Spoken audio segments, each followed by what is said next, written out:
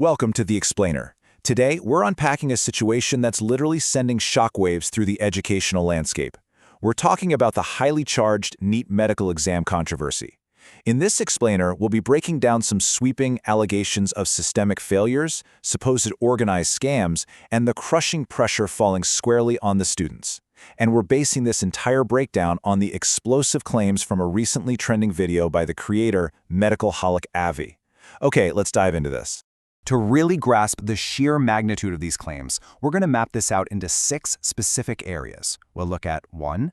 The re-NEET crisis, 2. Allegations of Telegram scams, 3. The SICAR coaching anomaly, 4. The NTA and the 33-page doc, 5. The human toll, and finally, 6. Demands and next steps. All right, let's kick things off with Section 1, the re-NEET crisis. The source video paints a picture of just absolute, utter chaos for the students. Think about it. So many of these kids dedicated 3 to 5 grueling years prepping for this massive entrance exam. And believing they had finally cleared it and crossed the finish line, they completely cleared out their study spaces. As the creator explicitly points out, they sold everything. They gave all their painstaking notes to the scrap dealer, or Radiwala. And now, they're facing this sudden, unexpected retest with barely a month's notice, and they are literally empty-handed. So the crucial point is the staggering metrics staring these students down right now. 90 to 100 incredibly complex medical chapters. They're being expected to re-revise this massive syllabus in a tiny window of just 25 to 30 days. The issue here isn't their intelligence or potential. It's the intense mental exhaustion of trying to reabsorb years of material in a few short weeks, entirely without their core study materials. And this really matters because the creator is questioning the basic fairness of expecting peak academic performance under what feels like totally impossible conditions. Moving right along to Section 2, allegations of Telegram scams. Okay, so the logistical nightmare was just talked about. According to the video, that's really just the tip of the iceberg. Scammers operating openly on Telegram are allegedly making these wild, brazen financial demands. We're talking 60,000 rupees just as an upfront advance, with final payments of 4 to 5 lakhs expected right after the exam. But what the source finds truly alarming is how sophisticated and confident these operations supposedly are. Some of them are requesting payments entirely in cryptocurrency to dodge being traced, and they're so sure of their product that they're willing to wait for the bulk of the cash until after the exam is done. And here is where the creator's frustration really boils over: the alleged total inaction by the authorities. Students reportedly organized themselves and fired off over 150 emails to the National Testing Agency, the NTA, loaded with concrete proof of over 40 different Telegram channels blatantly selling the paper. But despite this massive mountain of evidence handed right to them, exactly 0 arrests have been made. The video argues that when systemic oversight supposedly fails to act on such in-your-face evidence, it severely damages the entire national exam framework. Now for Section 3, the SICAR coaching anomaly. And this brilliantly illustrates the next major claim. Beyond the digital stuff, the source points to severe physical anomalies, specifically zeroing in on coaching hubs like SICAR in Rajasthan. The video alleges a miraculous, almost unbelievable jump in test scores. They claim students who were previously scoring a mere 100 to 150 marks out of 720 migrate over to SICAR, and then, in just a few months, they suddenly skyrocket to 650 to 680 marks, effortlessly snagging spots in top medical colleges. To back up how anomalous this is, the video cites some truly staggering success rates. We're talking claims of 150 to 180 student selections coming out of single 200-student batches at these specific SICAR centers. That is almost the entire class. The creator makes a distinct promise to expose the detailed reality of these centers immediately after the upcoming exam. They're heavily suggesting that there is hard proof out there showing exactly how these incredibly localized, massive spikes in scores are being systematically engineered. Let's transition to Section 4.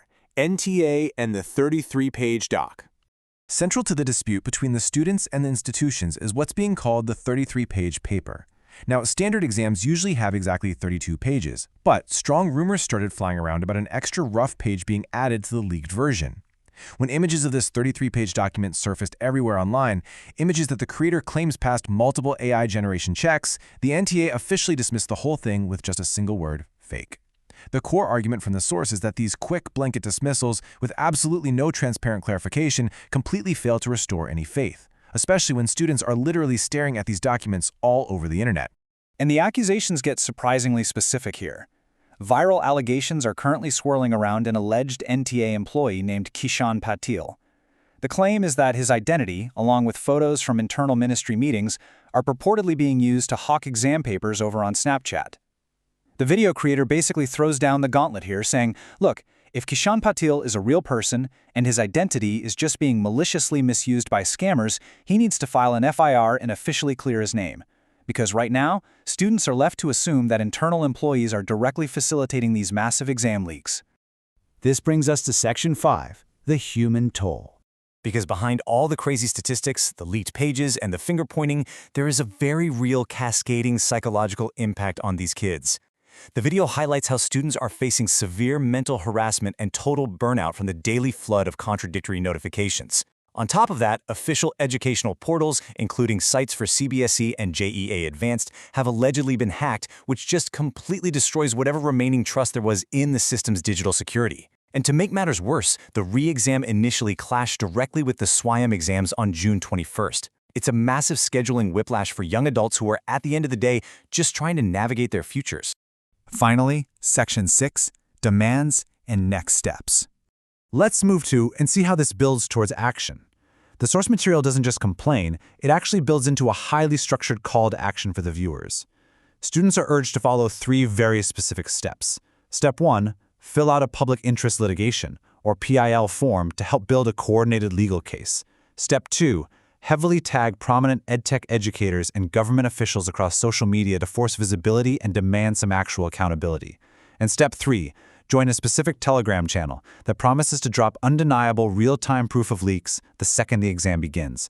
And the ultimate demand driving all this momentum, a 10 to 20-day postponement. They just want authorities to have the time to arrest the scammers and give the students a fair window to actually revise. The entire explainer culminates with this incredibly provocative question straight from the source aimed right at the authorities. If they just hastily push forward and the exact questions currently bouncing around online actually end up on the real exam, who takes responsibility for compromising the futures of millions of students? It is a sobering, heavy thought that questions the very foundation of the national education system.